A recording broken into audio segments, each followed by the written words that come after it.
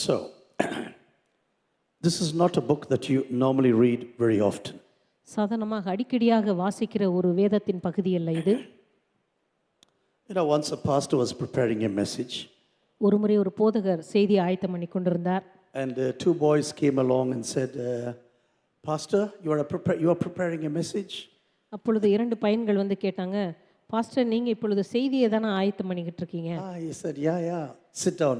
I'll get you some juice now. அவர் சொன்னார், ஆமாம்மா உட்காருங்க, நான் உங்களுக்கு கொஞ்சம் ஜூஸ் கொண்டு வரேன் அப்படின்னு சொன்னார். So, as this pastor was gone into the kitchen, அப்போ அந்த பாஸ்டர் வந்து கிச்சனுக்கு போன உடனே both these fellows took some paste to stick the pages together. அந்த ரெண்டு பசங்களும் சேர்ந்து கொஞ்சம் பசை எடுத்து பேப்பர்லெல்லாம் சேர்த்து ஒட்டி வச்சுட்டானுங்க. And the verse began like this when he came back. அதுக்கப்புறம் திரும்பி வரும்போது அந்த வசனமெல்லாம் பார்த்தா இப்படி இருந்துச்சு. Noah married a woman or something like that. It started like that. Noah இவர்களை திருமணம் பண்ணினான், அப்படி வசனம்லாம் சேர்ந்து இருந்துச்சு. And then he turned the pages. அதுக்கப்புறம் அடுத்த பக்கத்தை திருப்பினா 130 cubit long. 130 அங்குல நீளம். And 80 cubits broad. 80 அங்குல அகலம். Angular இல்ல, cubit, yeah? It's more. அடி. It's, yeah, அடி, நீளம். 80 அடி நீளம். This pastor was wondering what happened to my message. அப்போ பாஸ்டர் நினைச்சாரு என் மெசேஜுக்கு என்ன ஆச்சு இப்போ? And he said, hey boys, I have read the Bible so many times. அவர் கேட்டாரு, பசங்களா நான் எத்தனையோ தடவை பைபிளை படிச்சிருக்கிறேன். But I have never read this chapter. ஆனா இந்த அதிகாரத்தை நான் பைபிளை படிச்சதே கிடையாது. But anyway, our God has made us in a wonderful manner. எப்படியோ தேவன் எல்லாவற்றையும் மிக சிறப்பாக செய்திருக்கிறார். And then he closed the Bible. அதுக்கப்புறம் பைபிளை மூடி வச்சிட்டாரு. It is for many of us, the book of Nehemiah is like this. நம்மில் அநேகருக்கு நெகேமியா புத்தகம் கூட அப்படித்தான் இருக்கு. It's only about 13 chapters. இது வந்து 13 அதிகாரங்கள் இருக்கிறது. But even though it's only 13 chapters, many of us would not like to read it. மொத்தமாவே 13 அதிகாரம் தான். ஆனா இத வாசிக்கிறதுக்கு நிறைய பேர் ரொம்ப ஆர்வம் காண்பிக்கிறது இல்ல. Because one chapter is only full of names. என்னடா ஒரு அதிகாரத்தை பாத்தீங்கன்னா நிறைய பெயர்களா இருக்கும். And when you read the names, you get twisted in your tongues. அந்த பெயர்களை பாத்தீங்கன்னா உங்க நாக்கிலேயே முடிச்சு விழுந்துரும், அந்த அளவுக்கு இருக்கும். Because all those are Hebrew names and you cannot cope with them. அந்த பெயர்கள் எல்லாம் எபிரேய பெயர்கள், அதை படிச்சு உங்களால சமாளிக்க முடியாது. If you open the first chapter of the book of Nehemiah, நெகேமியாவின் புத்தகம் 1ஆம் அதிகாரத்தை நீங்க திறந்தீங்கன்னா there are only 13 chapters in this book. இதுல மொத்தமே 13 அதிகாரங்கள் தான். But I tell you, it's one of the best books I have ever read in the Word of God. நான் தேவனுடைய வார்த்தையிலே வாசித்த மிக சிறப்பான புத்தகங்களில் ஒன்று இது என்று சொல்லுவேன். This is the book that turned my life upside down. இந்த புத்தகம் தான் ஒரு நாள் என்னுடைய வாழ்க்கையை தலைகீழாக மாற்றிய புத்தகம். Suddenly this character Nehemiah began to jump into my life. திடீரென்று இந்த நெகேமியாவினுடைய அந்த குணாதிசயம் அப்படியே என்னுடைய வாழ்க்கைக்குள்ள குதித்து அது உண்மையாக மாற ஆரம்பித்தது. His passion is everything what he possessed was wonderful. இந்த மனுஷனுடைய வாழ்க்கையில் இருந்த அந்த தேவ வைராக்கியம் உண்மையாகவே என்னை பற்றி பிடிக்க ஆரம்பித்தது. His revelation and passion for the word of for the people of God. இந்த மனுஷனுடைய வெளிப்பாடும் தேவ ஜனங்களுக்காக அவர் கொண்டிருந்த அந்த வாஞ்சையும் And the vision that he was carrying in his heart thereafter. இந்த மனுஷன் அதற்கு பிற்பாடு தன்னுடைய இருதயத்தில் சுமந்து கொண்டிருந்ததான தரிசனமும் Not only began to change his life, but it began to change my own life. இந்த தரிசனம் இந்த மனிதனுடைய வாழ்க்கையை மாற்றியது மாத்திரமல்ல, என்னுடைய வாழ்க்கையை கூட மாற்ற ஆரம்பித்தது. Dear sisters, sometimes when you think, oh, I do not know what to pray about. இந்த கருமையான சகோதர சகோதரிகளே, சில வேளைகளில் நான் எதற்காக ஜெபிக்க வேண்டும் என்று எனக்கே தெரியவில்லை என்று நீங்க சொல்லும்போது, You can go throughout the Bible. There are so many saints who have done some wonderful prayers. நீங்கள் வேதமெங்கிலும் சென்று சில பரிசுத்தவான்கள் செய்த அற்புதமான ஜெபங்களை பார்க்கலாம். For example, Abraham and Moses, உதாரணமாக ஆபிரகாமுடைய ஜெபம், மோசேயினுடைய ஜெபம், Gideon or Joshua, கிதியோனுடைய ஜெபம், யோசுவாவினுடைய ஜெபம், or David, for example, அல்லது தாவீதுனுடைய ஜெபங்கள், and excellent prayers from Apostle Paul. மிக அற்புதமான ஜெபங்கள் அப்போஸ்தலனாகிய பவுல் அவருடைய ஜெபம். You know, sometimes when you look into the Word of God, what Apostle Paul is writing, சில நேரங்களில் அப்போஸ்தலனாகிய பவுலுடைய ஜெபங்களை நீங்க பார்க்கும்போது his writings are so clinically theological. அவருடைய எழுத்துக்கள் எல்லாமே முற்றிலும் இறையியல் உபதேசங்கள் நிரப்பப்பட்டவைகளாய் இருக்கின்றன. Sometimes it's so hard to understand every sentence. சில நேரத்தில் ஒவ்வொரு வார்த்தையும் நமக்கு விளங்கிக் கொள்வதே கடினமாக But இருக்கிறது. sometimes when you go word by word, sometimes it's heavenly revelation given to us in our hands this ஆனால் evening. சில நேரங்களில் வார்த்தையாக போகும் பொழுது பரலோக வெளிப்பாடுகள் எவ்வளவாக நமக்கு கொடுக்கப்படுகின்றன. In order to understand many of the teachings of Jesus, இயேசு கிறிஸ்துவோட அநேக உபதேசங்களை நாம் புரிந்து you கொள்ளும்படியாக have to come back to Apostle Paul. நீங்கள் எப்பொழுதுமே அப்போஸ்தலனாகிய பவுலினுடைய கடிதங்களுக்கு திரும்பி வர வேண்டும். Whether it's the cross of Jesus, அது இயேசு கிறிஸ்துவோட சிலுவையா இருந்தாலும் சரி, water baptism for example, தண்ணீர் ஞானஸ்நானமா இருந்தாலும் சரி, or at least the gifts of the Holy Spirit, அல்லது பரிசுத்த ஆவியினுடைய வரங்கள் என்று சொல்லும் the பொழுது, fruits of the Holy Spirit, அல்லது பரிசுத்த ஆவியினுடைய கனிகள் என்று வரும்போது, the church for example. அல்லது சபை பற்றி நீங்கள் படிக்கும்போது, All about the church you can read only with Apostle Paul. சபையை பற்றி நீங்க கற்றுக்கொள்ளுகிற காரியம் எல்லாமே அப்போஸ்தலனாகிய பவுலிடமிருந்து தான் All கற்றுக்கொள்கிறீர்கள். these 13 letters are loaded with heavenly knowledge. இந்த 13 கடிதங்களுமே பரலோக அந்த வெளிப்பாடுகளினால முற்றிலுமாக நிரப்பப்பட்டிருக்கின்றன. So this Nehemiah, his name actually means comforter, இந்த நெகேமியா என்கிறதான பெயரினுடைய அர்த்தமே ஆறுதல் என்ற அர்த்தம். a comforting God for example. அதாவது நம்மை ஆறுதல் படுத்துகிற தேவன் என்ற அர்த்தம். I will tell you something about the background of this person. இந்த மனிதனுடைய பின்னணியத்தை பற்றி நான் உங்களுக்கு கொஞ்சம் சொல்லுகிறேன். Dear brothers and sisters, his passion, his revelation was extraordinary. இந்த கருமையான சகோதர சகோதரிகளே, இந்த மனுஷனுடைய வைராக்கியம், தேவனுக்காக கொண்டிருந்த இவருடைய வாஞ்சியும் மிகப்பெரியது. I think you would have read at least once this book. நான் நினைக்கிறேன் உங்களுடைய வாழ்க்கையில் ஒரு முறையாவது இந்த புத்தகத்தை நீங்கள் But in வாசித்திருப்பீர்கள். case you have not, please go back to your homes and read this book. ஒருவேளை இதுவரைக்கும் இந்த புத்தகத்தை நீங்க வாசித்தராவிட்டால் தயவு செய்து வீட்டுக்கு சென்று ஒரு முறையாவது இந்த புத்தகத்தை நீங்கள் வாசியுங்கள். 13 chapters but 10 prayers. 13 அதிகாரங்கள், ஆனால் அதிலே 10 ஜெபங்கள் சொல்லப்பட்டிருக்கின்றன. Not always long prayers. எப்பொழுதுமே நீளமான ஜெபங்கள் கிடையாது. Sometimes it's very short prayers. சில நேரங்களில் சின்ன சின்ன ஜெபங்கள் தான். You know, sometimes we think, oh, every prayer must be a long one. சில நேரத்தில் நம்ம நினைக்கிறோம் எல்லா ஜெபங்களுமே நீளமான ஜெபங்களாகத்தான் இருக்க வேண்டும் என்று. Sometimes in your time of desperation, you can hardly pray for 1 minute. சில நேரங்களில் உங்களுடைய மிக கடுமையான சூழ்நிலையில நீங்க ஒரு வினாடி தான் உங்களால ஜெபிக்கவே முடியும். Maybe 2 minutes you're going to pray. ஒருவேளை 2 நிமிடங்கள் தான் உங்களால ஜெபிக்கவே முடியும். But God is a God who listens to short and long prayers, I tell you. ஆனா நம்முடைய தேவன் எப்பொழுதுமே சிறிய ஜெபங்களையும் கேட்கிறார், பெரிய ஜெபங்களையும் கேட்கிறார். Oh, don't go home and say, oh, good that pastor said this now. வீட்டுக்கு போய் சொல்லாதீங்க, பாஸ்டர் இதை சொன்னீங்கன்னா ரொம்ப நல்லது. In future, all my prayers are going to be short prayers. எதிர்காலத்தில் என் ஜெபங்கள் எல்லாம் சின்ன சின்ன ஜெபங்களா தான் இருக்க போகுது. Because pastor said short prayers are also good. ஏன்னா பாஸ்டர் சொன்னாரு சின்ன ஜெபங்களும் ரொம்ப நல்லதுதான் அப்படி. Yes, he had long prayers. இந்த மனுஷன் நீளமான ஜெபங்களையும் செய்திருக்கிறார். But also short prayers that are very effective in his life. அதே நேரத்தில் தன்னுடைய வாழ்க்கையில் மிகுந்த தாக்கத்தை கொடுக்கக்கூடிய சின்ன சின்ன ஜெபங்களையும் கூட அவர் செய்திருக்கிறார். When this man persecution, for example, இந்த மனுஷனுடைய வாழ்க்கையில் உபத்திரவங்கள் வந்தபோது, when he was facing death in his life, இந்த மனுஷன் தன்னுடைய வாழ்க்கையில மரண பயங்களை எதிர்கொண்ட போது, when people began to work against him, ஜனங்கள் அவருக்கு விரோதமாக வேலை செய்ய ஆரம்பித்த when போது, people began to scheme against this person, ஜனங்கள் இந்த மனுஷனுக்கு விரோதமாக மிக பயங்கரமான ஆலோசனைகளை செய்த போது, every time this man just said short prayers in the presence of God. ஒவ்வொரு முறையுமே ஆண்டவருடைய சமூகத்துல மிகச் சிறிய ஜெபங்களை அவர் I will tell you செய்திருக்கிறார். the background of this story right now. இந்த கதையினுடைய பின்னணியத்தை உங்களுக்கு நான் சொல்லுகிறேன். You know, stories are wonderful because, do you know, 40% of the Bible are stories. கதைகள் மிக ரொம்ப சுவாரஸ்யமானதுதான். ஏனென்றால் வேதத்துல 40% கதைகள் தான் You காணப்படுகின்றன. know, people like to read stories. ஜனங்கள் எப்பொழுதுமே கதைகளை வாசிப்பதில் ஆர்வம் காட்டுவார்கள். And when you listen to such stories like the book of Nehemiah, நெகேமியாவின் போன்ற கதைகளை நீங்க கேள்விப்படும் போது, yes, it is a historical story. ஆம், இது ஒரு வரலாற்று கதை தான். This really happened to Jerusalem. உண்மையாகவே எருசலேமில் நடந்த ஒரு கதை இது. You know, when God brought the people of Israel into the promised land, கர்த்தர் அன்றைக்கு இஸ்ரவேல் ஜனங்களை எகிப்து தேசத்திலிருந்து வெளியே கொண்டு வந்த he போது, said, just like Abraham, walk before me and be thou perfect. ஆண்டவர் ஆபிரகாமை பார்த்து சொன்னார், நீ எனக்கு முன்பாக நடந்து கொண்டு உத்தமனாயிரு. And this was the same thing that God expected of his people.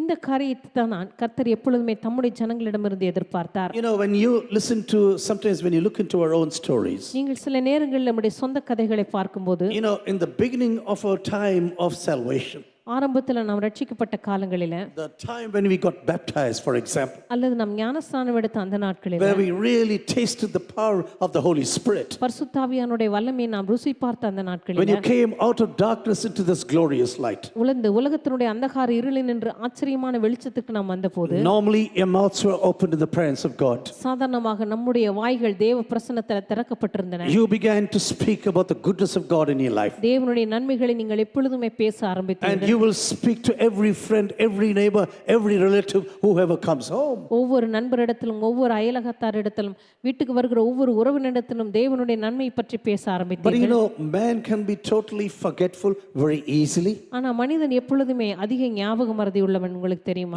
Sometimes they will say, I can never forget what you did to me. சில நேரங்கள் நம்ம சொல்லுவோம், நீங்க எங்களுக்கு செஞ்ச உதவியை நான் மறக்கவே மாட்டேன் அப்படின்னு. All the goodness what you have done to me. நீங்க எனக்கு செஞ்ச எல்லா நன்மைகளையும் நான் நினைச்சிருப்பேன். How can I ever forget what you did to me? நீங்க எனக்கு செஞ்சதெல்லாம் நான் எப்படி மறக்க முடியும்? After 10 years, 15 years, ஆனா 10 வருடங்கள் 15 வருடங்கள் கழித்து everything is just floating down the Kaveri river right now. எல்லாம் அப்படியே காவேரி தண்ணியில் அடிச்சிட்டு போயிருக்கோம். Because we are so forgetful in our nature. ஏன்னா நம்முடைய இயற்கையிலேயே நம்ம அதிகமாக ஞாபக மறதி உள்ளவர்கள் தான். Even our thankfulness does not reach a long time. சில நேரங்களில் மற்றவர்களுக்கு நாம் காண்பிக்கிற நன்றி உணர்வு கூட மிக நீண்ட நாட்கள் செல்வதில்லை.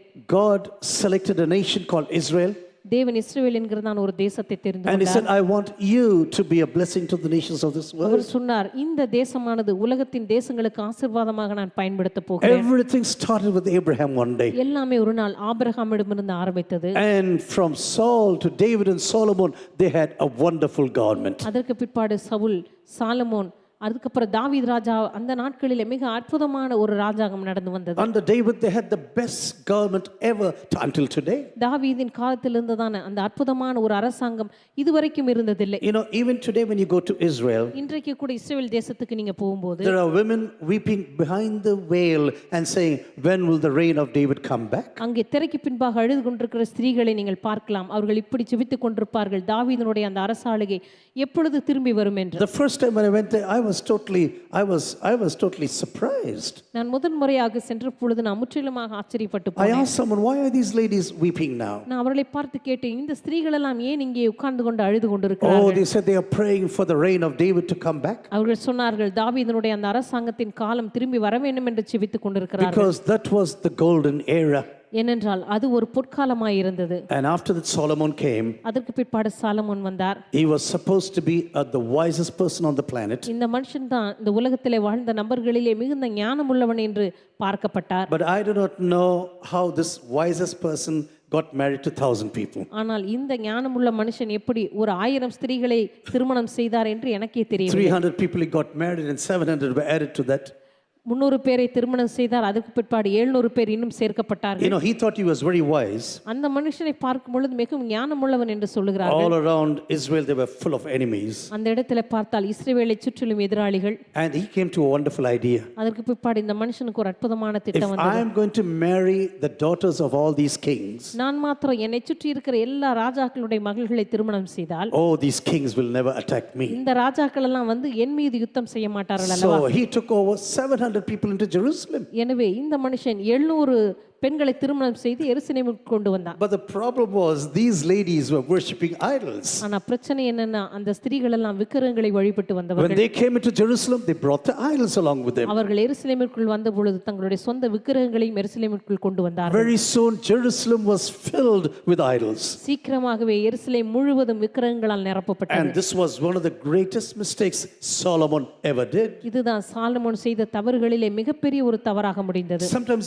the wisest people can make the biggest mistakes in their lives. சில நேரங்களில் இந்த உலகத்தில் ஞானிகள் என்று சொல்லப்படுகிறவர்கள்லாம் தங்களுடைய வாழ்க்கையில மிகப்பெரிய தவறுகளை At least செய்கிறவர்களாக we think இருக்கிறார்கள். we are the wisest person. சில நேரங்களில் நம்ம நினைப்போம் நம்ம ரொம்ப ஞானமுள்ளவர்கள் என்று. And because we are too wise, we can be too foolish at நம்ம times. ரொம்ப ஞானவான்கள் என்று நினைத்து மிகவும் முட்டாள்களாக நடந்து கொள்வதுண்டு. And this is what Solomon actually did to Israel. இதைத்தான் சாலமோன் ராஜா கூட இஸ்ரவேல் The தேசத்துக்கு country செய்தார். of Israel got divided. இந்த இஸ்ரவேல் தேசம் இரண்டாக பிரிந்தது.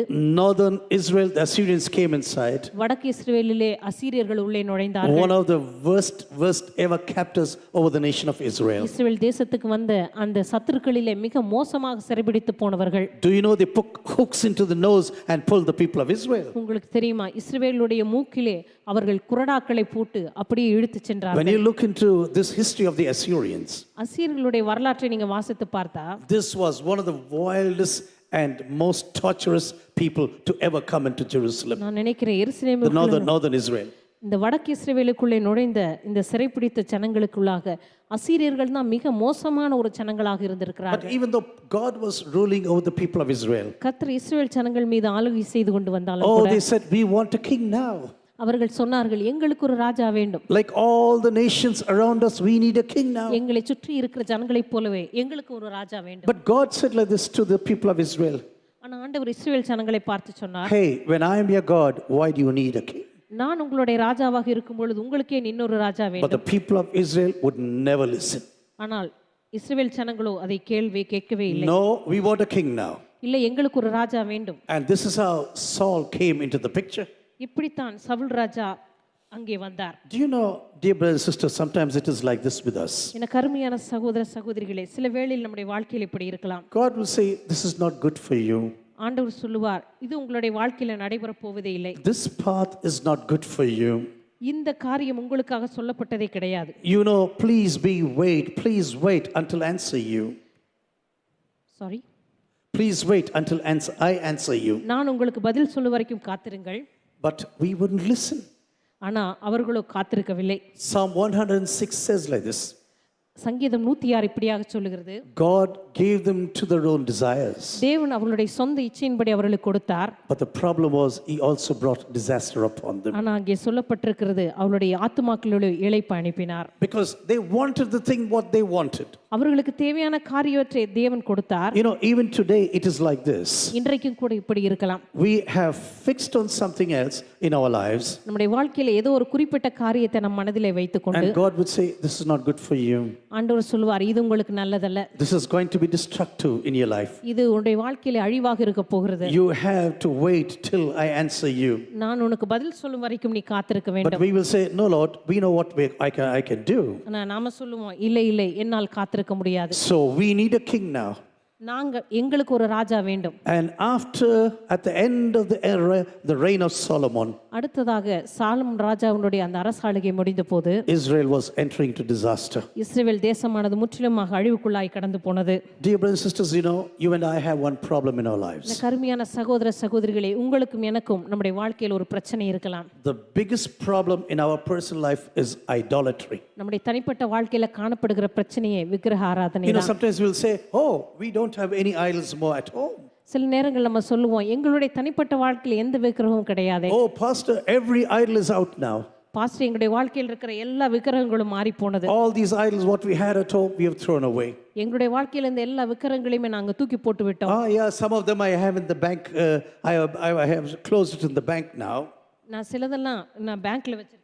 Because it is gold or silver. அது வந்து தங்கமா இருக்கிறதுனால, வெள்ளியா இருக்கிறதுனால. Pastor, how can I throw away gold? Pastor, தங்கத்தை எப்படி பாஸ்டர் நான் தூக்கி And போடுறது? that's why I have it in the bank now. அதனால தான் நான் பேங்க்ல வச்சிருக்கேன் பத்திரமா. But pastor, I don't worship any idols. ஆனா பாஸ்டர், நான் எந்த விக்கிரகத்தையும் ஆராதிக்கிறது இல்ல. But will you please think for a few minutes all the things or people who have taken the podest or the throne of your heart this evening? ஆனா ஒரு சில வினாடிகள் சிந்தித்து பாருங்க, உங்களுடைய தனிப்பட்ட வாழ்க்கையில உங்களுடைய வாழ்க்கையின் சிங்காசனத்தில் அமர்ந்திருக்கிறதான விக்கிரங்களை பற்றி சிந்தித்து பாருங்கள். The time you spend about pondering over things or future people or your future, for example.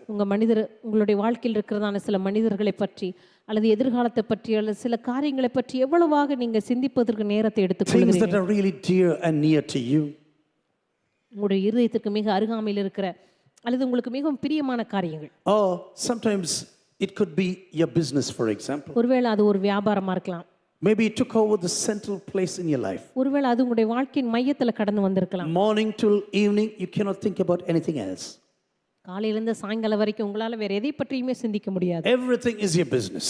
எல்லாமே உங்களுடைய வியாபாரத்தை பற்றி தான். You know, anything that is above God in your life. சில நேரங்களில் உங்களுடைய வாழ்க்கையில எதெல்லாம் தேவனுக்கு மேலாக காணப்படுகிறதோ, anything that has taken the throne of your life. உங்களுடைய வாழ்க்கையில் இருக்கிறதான சிங்காசனத்தின் இடத்தை எடுத்துக்கொண்டிருக்கிற காரியங்கள். This is the very idol of your life. இதுதான் உங்களுடைய வாழ்க்கையினுடைய விக்கிரகமாகவே காணப்படுகிறது. It could be a business, it could be a money. ஒருவேளை அது உங்களுடைய வியாபாரமா இருக்கலாம், அல்லது உங்களுடைய பணமா இருக்கலாம். It could be a family of your parents, for example. ஒருவேளை உங்களுடைய குடும்பமா இருக்கலாம், உங்களுடைய பெற்றோர்களா இருக்கலாம். Maybe it's your children. ஒருவேளை உங்களுடைய பிள்ளைகளா இருக்கலாம். Because these things are so important for you. ஏனென்றால் இந்த காரியங்கள் எல்லாம் உங்களுக்கு மிக மிக முக்கியமானதா இருக்கிறது. God and his kingdom maybe is retreating back into this order of priorities. தேவனும் அவருடைய ராஜ்யமும் உங்களுடைய வாழ்க்கையில் இருக்கிற முன்னுரிமைகளை விட்டு பின்வாங்கி கொண்டிருக்கலாம். Will you check this order of priorities in your life? உங்களுடைய வாழ்க்கையில் இருக்கிற முன்னுரிமைகளின் பட்டியலை நீங்கள் சோதித்து பார்ப்பீர்களா? Who is there on the very first place on the throne of your life this evening? உங்களுடைய வாழ்க்கையின் சிங்காசனத்திலே முதலாவது அமர்ந்திருக்கிற காரியம் என்னது? About what do you think the whole day? எதை பற்றி நீங்கள் நாள் முழுவதும் சிந்தித்துக் கொண்டிருக்கிறீர்கள்? About whom are you pondering? யாரை பற்றி நீங்கள் அதிகமாக ஆழமாக சிந்தித்துக் Which கொண்டிருக்கிறீர்கள்? position are you yearning day and night? உங்களுடைய வாழ்க்கையில எந்த பதவிக்காக இரவும் பகலும் ஏங்கிக் What கொண்டிருக்கிறீர்கள்? thing what you want to accumulate in your personal life? உங்களுடைய தனிப்பட்ட வாழ்க்கையில எதை நீங்கள் சேகரித்து வைத்துக் கொள்ள விரும்புகிறீர்கள்? Loving your parents is not wrong. உங்களுடைய நண்பர்களை நேசிப்பது, பெற்றோர்களை Being நேசிப்பது close தவறல்ல. to your children is not wrong. அல்லது உங்களுடைய பிள்ளைகளுக்கு நெருக்கமாய் இருப்பது தவறல்ல. Taking care of your family is not wrong. உங்களுடைய குடும்பத்தை பற்றி நீங்க பொறுப்பெடுத்துக் கொள்வது தவறான காரியம் But அல்ல. when you remove Jesus and put these things on the throne, இருந்தாலும் இயேசுவை அந்த இடத்தை விட்டு எடுத்துவிட்டு மற்றவர்களை அந்த சிங்காசனத்துல வைப்பது, and then you have an idol in the middle of your life. அதற்கு பிற்பாடு உங்களுடைய வாழ்க்கையின் மத்தியில ஒரு விக்கிரகத்தை நீங்கள் வைத்துக் This is கொண்டிருக்கிறீர்கள். the reason why Jesus said like this. இந்த காரணத்தினால் தான் ஆண்டவர் இப்படி சொன்னார். If any man loves his father and mother more than me, எந்த மனிதனாவது தன்னுடைய தாயோ தகப்பனையோ என்னை விட அதிகமாக நேசித்தார். many Christians don't like this verse. அநேக கிறிஸ்தவர்களுக்கு இந்த வசனங்கள் பிடிக்காது. Maybe they don't even read these verses அவர்கள் இந்த வசனங்களை ஒருவேளை வாசித்து கூட இருக்க மாட்டார்கள். because they say no, this is not good. என்னென்று அவர்கள் சொல்லுவார்கள், இது நல்லதல்ல. Yes, you have to honor your father and mother, ஆம், உன்னுடைய தகப்பனையும் தாயையும் நீங்கள் கனம் பண்ண வேண்டும், உண்மைதான். but they cannot take over the throne of your life. ஆனால் அவர்கள் ஒருபோதும் உங்களுடைய வாழ்க்கையினுடைய சிங்காசனத்தை எடுத்து விட முடியாது. God needs undivided love for himself. கர்த்தர் எப்பொழுதுமே தனக்கென்று பிரிக்கப்படாத ஒரு அன்பை நாம் வழங்க வேண்டும் என்று அவர் And நினைக்கிறார். he will say, any idol next to me, அவர் சொல்லுவார், எனக்கு பக்கத்தில் இருக்கிற எந்த விக்கிரகத்தையும், any idol you have above me, எனக்கு மேலாக நீ கொண்டிருக்கிற எந்த விக்கிரகத்தையும், it's not only idolatry, அது விக்கிரகாராதனை மாத்திரமல்ல, it's real sin against me. அது எனக்கு விரோதமான மிகப்பெரிய பாவமாய் இருக்கிறது. God said, this is actual prostitution what you're doing before me, கர்த்தர் சொல்லுகிறார், நீங்கள் எனக்கு முன்பாக செய்கிறது ஒரு வேசித்தனமாய் இருக்கிறது. because I am your husband. ஏனென்றால் நான் தான் உங்களுடைய மணவாளனாய் இருக்கிறேன். When I am your husband, you don't need another husband next to me. நான் உன்னுடைய புருஷனாய் இருக்கும் பொழுது நீ எனக்கு முன்பாக இப்படிப்பட்ட வேறொரு நபரை எடுத்துக்கொள்ள முடியாது. Instead of following me and my instructions, you begin to follow something else. என்னையும் என்னுடைய கட்டளைகளை நீ பின்பற்றுவதற்கு பதிலாக வேறொரு காரியங்களை நீ செய்து Dear கொண்டிருக்க my கூடாது. sisters, this teaching may be very hard for you to listen to this இந்த evening. கருமையான சகோதர சகோதரிகளை இந்த மாலை வேளையிலே கேட்பதற்கு ஒருவேளை இந்த காரியங்கள் உங்களுக்கு மிகவும் கடினமானதாக But this இருக்கலாம். is the real truth from the word of God. ஆனால் கர்த்தருடைய வார்த்தையிலிருந்து இதுதான் உண்மையான சத்தியமாய் இருக்கிறது. Anything what you love more than God, தேவனை காட்டிலும் நீங்க நேசிக்கிற எந்த காரியமாய் இருந்தாலும் any சரி, person whom you love more than God, தேவனை காட்டிலும் நீங்கள் நேசிக்கிற எந்த காரியமாய் இருந்தாலும் when சரி, God is not the topmost priority of your life, கர்த்தர் உங்களுடைய வாழ்க்கையில முதல் பிரதானமான முன்னுரிமையா இல்லாத போது you are having idols in your heart. உங்களுடைய வாழ்க்கையில நிச்சயமாகவே விக்கிரகங்களை நீங்கள் வைத்துக் And கொண்டிருக்கிறீர்கள். God says, if you are going to worship something else more than me, கர்த்தர் சொல்லுவார், என்னை காட்டிலும் இன்னொரு காரியத்தை நீ மேலாக வைத்து ஆராதித்துக் கொண்டிருந்தால் what you are doing is real prostitution. நீ செய்கிற காரியம் நிச்சயமாகவே அது ஒரு விபச்சாரத்துக்கு சமானமாய் God இருக்கிறது. started to warn the people of Israel. கர்த்தர் அந்த நாளில் இஸ்ரவேல் ஜனங்களை எச்சரிக்க I don't ஆரம்பித்தார். have time now to quote all these verses from the Old Testament. பழைய ஏற்பாட்டிலிருந்து எல்லா வசனங்களை சொல்வதற்கு எனக்கு நேரம் இல்லை.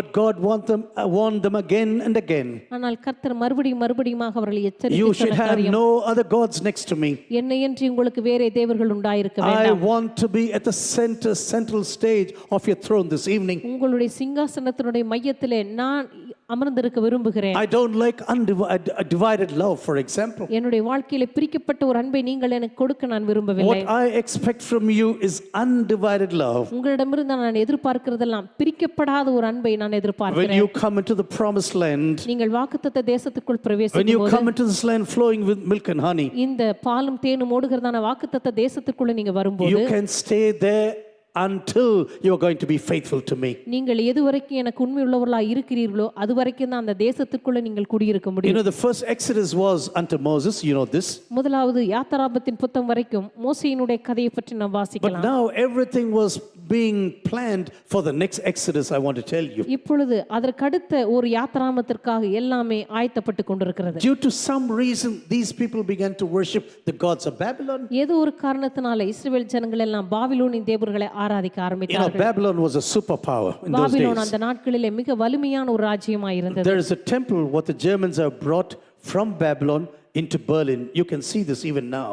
பாபிலோனிலிருந்து ஜெர்மானியர்கள் ஒரு கோவில் அப்படியே கொண்டு வந்து பெர்லினை கட்டி வைத்திருக்கிறார்கள். Every stone has been brought to Germany. அங்கிருந்து ஒவ்வொரு கல்லும் அப்படி எடுக்கப்பட்டு கொண்டு வந்து பெர்லினை வைக்கப்பட்டிருக்கு. When you look into this complex today, இன்றைக்கு நீங்க அந்த கட்டடத்தை பார்த்தா you will wonder how people can do this some 2700 600 years ago. 2600 700 வருடங்களுக்கு முன்பதாகவே எப்படி இப்படிப்பட்ட ஒரு கட்டடக்கலையை மனிதர்களால் சிந்திக்க முடிந்தது என்று நீங்கள் ஆச்சரியப்படுவீர்கள். Even the tiles have not lost their color until now. அன்றைக்கு பயன்படுத்தின அந்த டைல்ஸ்னுடைய கலர் இன்றைக்கு கூட அதனுடைய நிறம் மாறாமல் இருக்கிறது. The blue and red and yellow are still there. அவங்க பயன்படுத்தி இருக்கிற அந்த நீல நிறம், மஞ்சள் நிறம் அல்லது சிவப்பு நிறம் எல்லாம் அப்படியே இருக்கிறது. I've gone to the temple at least twice in my life. நான் அந்த கோவிலுக்கு 2 முறையாவது போயிருக்கிறேன். And I am so surprised. நான் அதை பார்த்து ரொம்ப ஆச்சரியப்பட்டு போனேன். It was a high culture. அன்றைக்கே மிக உயர்ந்த ஒரு நாகரிகமான கலாச்சாரம். People were just surprised about this superpower. ஜனங்கள் எல்லாமே அன்றைக்கு இருந்த அந்த வலிமையான ராஜ்யத்தை பார்த்து ரொம்ப ஆச்சரியப்பட்டிருக்கிறார்கள். I personally believe we are so surprised and we want to follow superpowers always in our lives. நம்முடைய வாழ்க்கையில எப்பொழுதுமே இப்படிப்பட்ட வலிமையான ராஜ்யங்களை பார்த்து அதனால கவரப்பட்டு அதை பின்பற்ற ஆசைப்படுகிறோம். We are so enamored by the power. அவர்களுடைய அந்த அருமையான அதிகாரங்களை பார்த்து நாம் கவரப்படுகிறோம். We are enamored about every invention that comes from there. அவரிடமிருந்து கண்டுபிடிக்கப்படுகிற எல்லா காரியங்களினாலும் அதிகமாக நாம் கவரப்படுகிறோம். That's the reason why we wear jeans, for example. இந்த காரணத்தினால் இன்றைக்கு கூட நம்ம ஜீன்ஸ் போடுறோம். Oh, Levi jeans is wonderful. லீவே ஜீன்ஸ் ரொம்ப அற்புதமா இருக்கு. Ray-Ban glasses. அல்லது ரேபன் கண்ணாடிகள். Oh, Boeing flights. அல்லது Boeing ஃளைட்ஸ். everything must come from America. இது எல்லாம் அமெரிக்க தேசத்திலிருந்து வர எல்லாமே நமக்கு ரொம்ப ஆர்வமா தான் இருக்கு. Superpower means wonderful. நம்ம வலிமையான அதிகாரமுள்ள ராஜ்யம் அப்படினா நமக்கு ரொம்ப பிடிக்குது. I think man has not lost this being enamored even till today. மனிதனுக்குள்ள இப்படிப்பட்ட இந்த வலிமையான ராஜ்யங்களை குறித்த ஒரு தாக்கம் இன்றைக்கு வரைக்கும் விட்டு போகவில்லை. God began to warn his people. தேவன் தம்முடைய ஜனங்களை எச்சரிக்க ஆரம்பித்தார். Until you follow me, நீங்கள் என்னை பின்பற்ற வரைக்கும் you can stay in the land flowing with milk and honey. இந்த பாலும் தேனும் ஓடுகிற தேசத்துக்குள்ள நீங்க குடியிருக்க நான் அனுமதிப்பேன். But if you are going to worship other gods, ஆனால் நீங்க மற்ற தேவர்களை ஆராதிக்க ஆரம்பித்தால் I will send you to the country of these gods so that you can stay there for 70 years. அந்த தேவர்கள் எங்க இருக்கிறதோ அந்த தேசத்திற்கே உங்களை அனுப்பி விடுகிறேன். நீங்கள் போய் 70 வருஷம் அங்கிருந்தே ஆராதியுங்க. You are worshiping gods of Babylon? நீங்கள் பாபிலோனின் தேவர்களை தானே ஆராதிக்கிறீர்கள். Go to Babylon right now. அதனால நீங்க பாபிலோனுக்கே போங்க. You can stay there for 70 years. நீங்க அங்க போய் 70 வருஷம் குடியிருங்க. And there you can worship as long as you want, no problem for me. நீங்க எவ்வளவு நாள் வேணும்னாலும் பாபிலோனின் தேவர்களை அங்கே ஆராதிக்கலாம். But you know, if you are going to want to stay here in my home, ஆனா என்னுடைய வீட்டிலே நீங்க குடியிருக்க விரும்பினால், if you want to stay in my house flowing with milk and honey, பாலும் தேனும் ஓடுகிற என்னுடைய தேசத்தில் நீங்கள் குடியிருக்க விரும்பினால், you must be extremely careful. நீங்கள் இங்க இருக்கும் பொழுது ரொம்ப ஜாக்கிரதையா இருக்க வேண்டும். Jerusalem will be destroyed one day. எருசலேம் ஒரு நாள் அழிக்கப்படும். The whole of Israel will be destroyed one day. அந்த முழு இஸ்ரவேலும் ஒரு நாள் அழிக்கப்படும். The temple will be totally destroyed. இந்த தேவாலயம் முற்றிலும் அழிக்கப்படும். Oh, all the vessels from the temple will be taken away. தேவாலயத்தில் இருக்கிற எல்லா பாத்திரங்களும் எடுத்து The செல்லப்படும். golden dome of Jerusalem will come down, melting down. எருசலேமில் இருக்கிறதான எல்லா தங்கமும் வெள்ளியும் அதனுடைய எல்லா கூடாரங்களும் அழிந்து உருகி போகும். Do you know this really happened when the Babylonians came inside? உங்களுக்கு தெரியுமா பாபிலோனியர்கள் எருசலேமிற்குள் வந்த பொழுது இது உண்மையாகவே நடந்தது. God is a God who warns precisely. நம்முடைய தேவன் எச்சரிக்கும் பொழுது மிக திட்டமும் தெளிவுமாக எச்சரிக்கிறார். God was precise when he came the first time to this planet. தேவன் இந்த பூமியில முதன்முறையாக வந்த பொழுது மிக தெளிவாக சொன்னார். And in the second time also he is very precise. அவர் இரண்டாம் முறை அவர் வரும் பொழுது கூட அவருடைய வருகையை That's பற்றி why தெளிவாக I firmly சொல்லியிருக்கிறார். believe the God who never lied the first time. அதனால தான் நான் எப்பொழுதுமே சொல்லுகிறேன், முதன்முறை அவர் வரும் பொழுது பொய் சொல்லாத தேவன். This God will never lie even the second இந்த time. தேவன் இரண்டாம் வருகை குறித்தும் அவர் பொய் சொல்லவே மாட்டார். Everything will surely happen. எல்லாமே நிச்சயமாகவே ஒரு நாள் நடைபெறும். Even now at least 83% of all the prophecies have been fulfilled. இப்பொழுதும் கூட தேவனுடைய இரண்டாம் வருகை பற்றியதான 83% வாக்குத்தத்தங்கள் நிறைவேறிக் The கொண்டிருக்கின்றன. rest will surely happen when Jesus comes. மீதம் இருக்கிற அந்த அடையாளங்களும் கூட அவருடைய வருகையின் போது நிச்சயமாகவே நிறைவேறும். It will happen during his coming, and after that, that is what the Bible speaks about. அது அவருடைய வருகையின் போது நடைபெறப் போகிற காரியம் அல்லது அவர் வருகையின் நாளின் போது நடைபெறப் போகிற Dear காரியம். sisters, we are not listening to fairy tales when you read the word of God. நீங்க தேவனுடைய வார்த்தையை வாசிக்கும் பொழுது ஏதோ கட்டுக்கதைகளை நீங்கள் கேட்டுக்கொண்டிருக்கவில்லை. Especially to the youth, I want to tell you. விசேஷமாக இருக்கிற வாலிபர்களுக்காக நான் சொல்ல விரும்புகிறேன். Read the word of God. Read the word of God. கர்த்தருடைய வார்த்தையை வாசியுங்கள், தேவனுடைய வார்த்தையை வாசியுங்கள். Then take time to listen to the word of God. தேவனுடைய வார்த்தையை வாசிப்பதற்கு நேரத்தை எடுத்துக்கொள்ளுங்கள். Preachers' commentaries are wonderful. பிரசங்கங்களும் விளக்க உரைகளும் மிகவும் நல்லதுதான். If this preacher is close to God, it is wonderful to listen to him. அந்த பிரசங்கியார்கள் எல்லாம் தேவனுக்கு நெருக்கமாக இருந்தால் அந்த பிரசங்கத்தை கேட்பது But நல்லதுதான். go to the original, that is the word of God. ஆனா தேவனுடைய வார்த்தை என்கிறதான அசலுக்கு நீங்கள் திரும்பி வர வேண்டும். Because there God speaks to you completely. ஏனென்றால் அங்கே கர்த்தர் உங்களோடு கூட மிக நேர்த்தியாக பேசுகிறார். Not only that you read the word of God, நீங்க கர்த்தருடைய வார்த்தையை வாசிக்கிறது மாத்திரமல்ல, take time to meditate on the word of God. கர்த்தருடைய வார்த்தையை தியானிப்பதற்கும் நேரத்தை எடுத்துக்கொள்ளுங்கள். Go word by word to listen to the voice of God. ஒவ்வொரு வரியாக வாசித்து கர்த்தருடைய சத்தத்தை கேளுங்கள். This doesn't happen by just 10 minutes you go through the word of God every day. நீங்க தேவனுடைய வார்த்தையை ஒரு நாளைக்கு 10 நிமிஷம் வாசித்தா இது நடந்து விடாது. God began to send many of his prophets into Israel. தேவன் இஸ்ரவேலுக்குள்ள அநேக தீர்க்கதரிசிகளை அனுப்ப ஆரம்பித்தார். And he started to warn his people. தம்முடைய ஜனங்களை எச்சரிக்க ஆரம்பித்தார். You can read this in the book of Jeremiah. இதை நீங்க எரேமியாவின் புத்தகத்துல வாசிக்க You முடியும். can read this in the book of Ezekiel. இதை For நீங்க example, எசேக்கியேலின் புத்தகத்திலையும் வாசிக்க முடியும். most of these prophecies speak about God warning his people now. அநேக தீர்க்கதரிசனங்கள் கர்த்தர் தம்முடைய ஜனங்களை எச்சரித்ததை பற்றி தான் பேசுகிறது. Be careful how we are living now. நீங்கள் இப்பொழுது வாழ்ந்து கொண்டிருக்கிற வாழ்க்கையை பற்றி எச்சரிக்கையாயிருங்கள். If you do not change, நீங்கள் மாறாமல் இருப்பீர்களானால் I am going to send you into exile. நான் உங்களை சிறையிருப்புக்கு அனுப்புவேன். I am going to send you into captivity. நான் உங்களை சிறையிருப்புக்குள்ளாக அனுப்பி But விடுவேன். the problem was, even in those days this happened. ஆனால் பிரச்சனை என்னவென்றால் அன்றைக்கு கூட இதுதான் நடந்தது. There were also false prophets running around. அங்கேயும் கூட இன்றைக்கு இருக்கிறது போல சில கள்ள தீர்க்கதரிசிகள் அலைந்து கொண்டிருந்தார்கள். Do you know the church has one problem from the very beginning? உங்களுக்கு தெரியுமா, சபைக்கு ஆரம்பத்திலிருந்தே ஒரு எதிராளி இருந்தான். Even some 2000 years ago, there were false prophets. 2000 வருஷங்களுக்கு முன்பாக கூட கள்ள தீர்க்கதரிசிகள் இருந்திருக்கிறார்கள். Oh, they came into the people and said, don't listen to these people. அவர்கள் வந்து சொன்னார்கள், இந்த தீர்க்கதரிசிகள் சொல்லுவதெல்லாம் நம்பாதிருங்கள். Oh, nothing like that sort will happen to you. இப்படிப்பட்ட காரியமெல்லாம் உங்களுக்கு நடக்க போகிறதில்லை. You know, one of the greatest theologians, I don't want to name him now. ஒரு மிகப்பெரிய எரியல் வல்லுனர், அவருடைய பெயரை சொல்ல நான் விரும்பவில்லை. I liked him very much. I have a lot of books from this man. அவரை எனக்கு மிகவும் பிடிக்கும். அவருடைய புத்தகங்கள் என்னிடத்தில் நிறைய இருக்கிறது. Suddenly one day, due to some reason, he said like this. திடீரென்று ஏதோ ஒரு காரணத்தினால் அவர் இப்படி சொல்ல ஆரம்பித்தார். Oh, hell cannot be real. ஓ, நரகமெல்லாம் உண்மையா இருக்க முடியாது. Because God is a loving God. ஏனென்றால் நம்முடைய தேவன் அன்பின் தேவன். Do you think a loving God is going to put you in hell? ஒரு அன்பின் தேவன் போய் உங்களை நரகத்துக்கு அனுப்புவாரா? And I know at that time when I was a student, I was totally confused. அந்த நேரத்துல நான் ஒரு மாணவனாக இருந்தேன். அதை பற்றி நான் ரொம்ப குழம்பி போனேன். Do I believe this man or the word of God? நான் இந்த மனுஷனை நம்புவதா கர்த்தருடைய வார்த்தையை நம்புவதா? No one spoke about hell like Jesus Christ. இயேசுவை போல் நரகத்தை பற்றி அதிகமாய் பேசின நபர் வேறு யாரும் இல்லை. And now this man comes and say, oh, hell cannot be a reality. இப்பொழுது இந்த மனுஷன் வந்து சொல்லுகிறார், நரகமெல்லாம் உண்மை கிடையாது. Ever since the church began on this planet, இயேசுவின் சபையானது இந்த உலகத்துல தோன்றின நாள் முதல் the church also had to face false prophets. சபை எப்பொழுதுமே கள்ள தீர்க்கதரிசிகளை எதிர்கொள்ள வேண்டியதா Yes, இருந்தது. there were also good prophets. நிச்சயமாகவே நல்ல தீர்க்கதரிசிகளும் இருந்தார்கள். You know, sometimes we cannot imagine what to separate and what to follow now. சில நேரங்களில் எதை நாம் பிரித்தெடுப்பது, எதை நாம் பின்பற்ற வேண்டியது என்று நமக்கு தெரியவில்லை. And this is the reason why the church has been suffering since 2000 years. அதனால தான் இன்றைக்கு வரைக்கும் 2000 வருடங்களாக சபையானது பாடுபட்டு I கொண்டிருக்கிறது. can tell you stories after stories. நான் நிறைய கதைகளுக்கு மேல கதைகளை Lives சொல்ல that have முடியும். been totally destroyed by false prophecies. கள்ள தீர்க்கதரிசனங்களினால பாதிக்கப்பட்ட அநேக தனிப்பட்ட வாழ்க்கைகள். You know, one of my friends was doing excellently in business. என்னுடைய நண்பர்கள் ஒருவர் மிக அற்புதமாக வியாபாரம் செய்து கொண்டிருந்தார். One day, one of the so-called prophets came. ஒரு நாள் தீர்க்கதரிசி என்று சொல்லிக்கொண்டு ஒருவர் வந்தார். And he said, when I am praying for you, அவர் சொன்னார், நான் உனக்காக ஜெபித்த போது God is showing me a machine.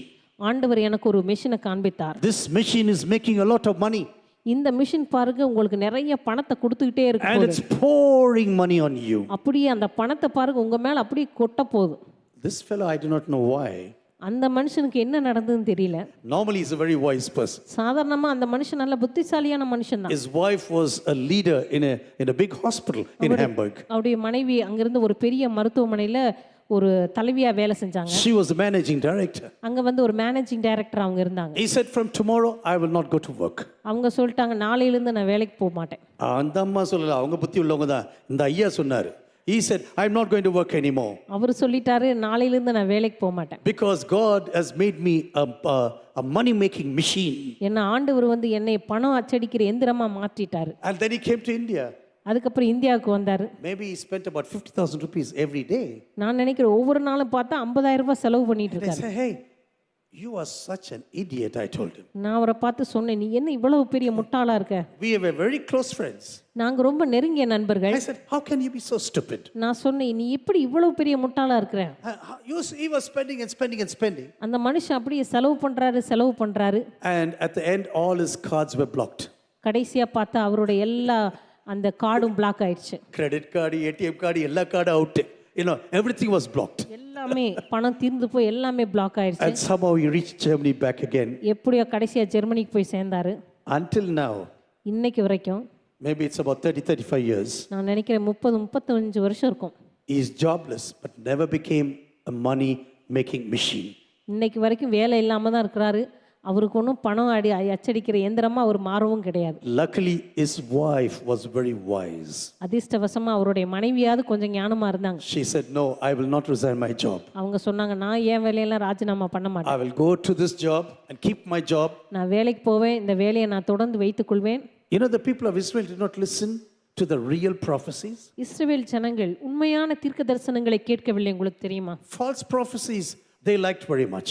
கள்ள தீர்க்க தரிசனங்கள் தான் அவங்களுக்கு ரொம்ப பிடிச்சது. Hey, don't believe about all this captivity. அவங்க சொன்னாங்க, ஓ இந்த சிறையிருப்பெல்லாம் ஒன்றும் நீங்க நம்ப வேண்டியது It won't be for 70 years. அது ஒன்றும் 70 வருஷம்லாம் போறது இல்லை. It's going to be very short for you. அது சும்மா கொஞ்ச நாளைக்கு தான். Oh, God is showing me it's going to be a very short time. ஆண்டவர் எனக்கு காண்பிச்சிட்டாரு, இது ரொம்ப குறுகிய காலம் தான் இருக்க போகுது. Don't worry about your future. உங்க எதிர்காலத்தை பற்றி எல்லாம் நீங்க கவலைப்பட வேண்டாம். And suddenly you saw a great exodus out of Israel to Babylon right now. திடீரென்று பார்த்தால் ஒரு மிகப்பெரிய ஒரு கூட்டமே அசீரியாவை நோக்கி பாபிலோனை நோக்கி போக ஆரம்பித்தது. Everything was destroyed in Israel. எல்லாமே இஸ்ரவேல் தேசத்திலே அழித்து தீக்கிரையாக்கப்பட்டது. Even the temple that was so important for the Jews was completely destroyed.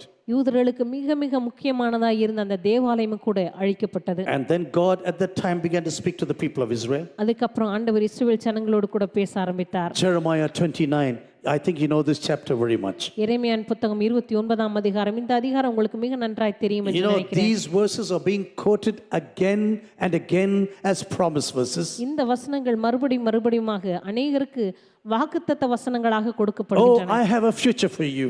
நீ எதிர்பார்த்திருக்கும் முடிவை நான் அறிந்திருக்கிறேன். Oh, I have good thoughts about you. நான் உன்னை குறித்த நல்ல நினைவுகளை வைத்திருக்கிறேன். Do you know when God was writing these words? இந்த வசனங்களை ஆண்டவர் எழுதும்போது, before the people of Israel went into captivity, இஸ்ரவேல் ஜனங்கள் சிறையிருப்பிற்கு போவதற்கு முன்பதாக எழுதப்பட்ட வசனங்கள். God says, don't worry, even if you're going to go to captivity. கர்த்தர் சொல்லுகிறார், கவலைப்படாதீர்கள், ஒருவேளை நீங்க சிறையிருப்புக்கு போனாலும் கூட I am never going to desert you. நான் உங்களை கைவிட மாட்டேன். Do you know why I am taking you to Babylon? நான் ஏன் உங்களை பாபிலோனுக்கு கொண்டு செல்கிறேன் தெரியுமா? To really purify you. உங்களை முற்றிலுமாக சுத்திகரிக்கும்படியாக. When God is going to lead into a trial, தேவன் உங்களை ஒரு உபத்திரவத்தின் பாதையில் நடத்தும்போது, it's never for destruction.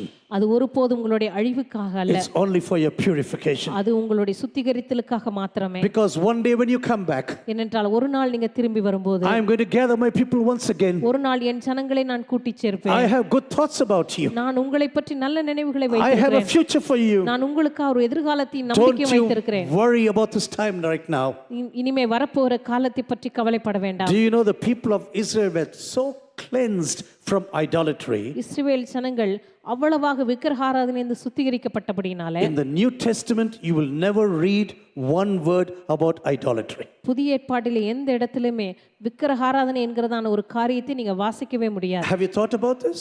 அதை பற்றி நீங்க சிந்தித்து பார்த்தீர்களா? In the New Testament you never read about idolatry. புதிய ஏற்பாட்டிலே எந்த இடத்திலும் நீங்க விக்கிரகாராதனை என்கிற காரியத்தை பற்றி வாசிக்கவே Because முடியாது. God says, I will purge you. ஏனென்றால் தேவன் சொன்னார், நான் உங்களை I சுத்திகரிப்பேன். will totally purify you. நான் முற்றிலுமாக உங்களை புடமிட்டு உங்களை கழுவுவேன். Because you are my people, but I have to wash you. நீங்கள் என்னுடைய ஜனமா இருக்கிறபடினால நான் உங்களை கழுவ வேண்டும். You know, just like when our small children do some dirty works, சில நேரங்களில் நம்முடைய வீட்டில் இருக்கிற சிறு பிள்ளைகள் சில அழுக்கான காரியங்களை செய்யும் போது we don't say, oh, don't worry about all this dirt. நம்ம சொல்ல மாட்டோம், சரி சரி அழுக்கா இருந்தா பரவாயில்ல அப்படியே இருக்கட்டும், Oh, I love you so much, you can remain the same way. நான் உன்னை ரொம்ப நேசிக்கிறதுனால நீ அழுக்கா இருந்தாலும் பரவாயில்லன்னு சொல்ல மாட்டோம். You a little stinky, but don't worry about this. நீ கொஞ்சம் நாற்றம் அடிக்கிறாய், பரவாயில்ல அப்படியே இருந்துட்டு போ, Oh, I will send you to school tomorrow. நான் உன்னை நாளைக்கு அப்படியே பள்ளிக்கூடத்துக்கு அனுப்பி விடுகிறேன். Let all of them enjoy your stinkiness right now. நீ எப்படி நாற்றம் அடித்து கொண்டிருக்கிறாயோ அதெல்லாம் அங்க பக்கத்துல இருக்கிற பிள்ளைங்க எல்லாம் பார்த்து If you're சந்தோஷப்படுங்க. a good parent, you will first wash the child. நீங்க ஒரு நல்ல பெற்றோரா இருந்தா முதல்ல அந்த குழந்தையை கழுவுவீர்கள். You will cleanse this child completely. முதல்ல அந்த குழந்தையை முற்றிலுமாக கழுவுவீர்கள். Do you know when God is leading into trials and tribulations, தேவன் உங்களுடைய வாழ்க்கையில உங்களை பாடுகளுக்குள்ளாக உபத்திரவங்களுக்குள்ளாக it is அனுப்பும்போது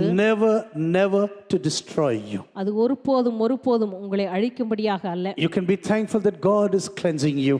தேவன் உங்களை சுத்திகரிப்பதற்காக நீங்கள் அவருக்கு நன்றி When சொல்ல God வேண்டும். loves you, the cleansing is going to be even more for you. தேவன் உங்களை நேசிக்கிறவராய் இருந்தால் அந்த சிட்சையானது இன்னும் அதிகமாக இருக்கும். Because God will say, I will never leave you in the way you are right now. என்றால் கர்த்தர் சொல்லுவார், நீ இருக்கிறதான வழியிலே உன்னை நான் அப்படியே விட முடியாது. I have a great purpose for you. நான் உனக்காக பெரிய நோக்கத்தை I வைத்திருக்கிறேன். have a great destiny for you. நான் உனக்காக மிகப்பெரிய திட்டங்களை That வைத்திருக்கிறேன். means the foundation must be deeper and deeper. அப்படியானால் அதற்கான அஸ்திபாரமானது மிக ஆழமானதாகத்தான் இருக்க போகிறது. I think in Japan it is 1 kilometer they are building a skyscraper.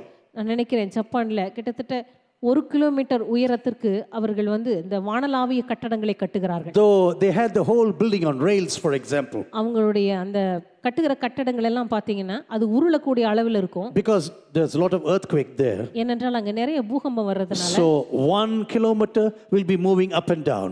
அதனால 1 கிலோமீட்டர் அது அப்படியே அங்க இங்கும் நகரணும். I do not know whether I would like to live in this skyscraper. நான் இந்த மாதிரி கட்டடங்கள்ல வாழ்வதற்கு விரும்புவேனா அப்படின்னு எனக்கு தெரியல. I don't like huge buildings. எனக்கு இந்த மாதிரி உயரமான கட்டடங்களே பிடிக்காது. But 1 kilometer. ஆனா 1 கிலோமீட்டர் உயரம். Everything is planned. எல்லாமே மிக திட்டவட்டமாக அவர்கள் 10,000 people are going to live there. அதிலே 10,000 பேர் வசிக்கலாம். All the boutiques, all the shops, everything is there. அதுக்குள்ளே கடைகள் இருக்கு, அதுக்கு உங்களுக்கு தேவையான எல்லாமே உள்ள இருக்கு. But do you know the foundation is also 1 kilometer deep? ஆனா அதுக்கான அஸ்திபாரம் கூட 1 கிலோமீட்டர் ஆழம். You know, if God is going to do a great thing in your life, தேவன் உங்களுடைய வாழ்க்கையில மிகப்பெரிய காரியங்களை செய்ய திட்டமிட்டிருந்தா He is going to dig deeper. ஆண்டவர் உங்களுடைய வாழ்க்கையை மிக ஆழமாக தோண்டுவார். In this situation, இந்த சூழ்நிலையில God sent them to Israel, out of Jerusalem into Babylon. ஆண்டவர் எருசலேமிலிருந்து அவர்களை பாபிலோனுக்கு அனுப்பிவிட்டார். 100 years have passed. நூற்றுக்கணக்கான வருஷங்கள் போயின. No, a little more, nearly a century has passed. கிட்டத்தட்ட ஒரு 100 வருடங்கள் கடந்து போயின. Everything is destroyed. எல்லாமே அழிக்கப்பட்டது. The people, the remnants in Israel are in total calamity. இப்பொழுது சிறையிருப்பிலிருந்து மீண்டவர்கள் மிக மோசமான சூழ்நிலையில காணப்படுகிறார்கள். Jerusalem is fully destroyed. எருசலேம் முற்றிலுமாக அழிக்கப்பட்டு விட்டது. The walls have been destroyed. அங்க இருக்கிற எருசலேமினுடைய அந்த மதில்கள் எல்லாம் அழிக்கப்பட்டு விட்டன. Everything is dirt. Any enemy can come inside and any enemy can leave.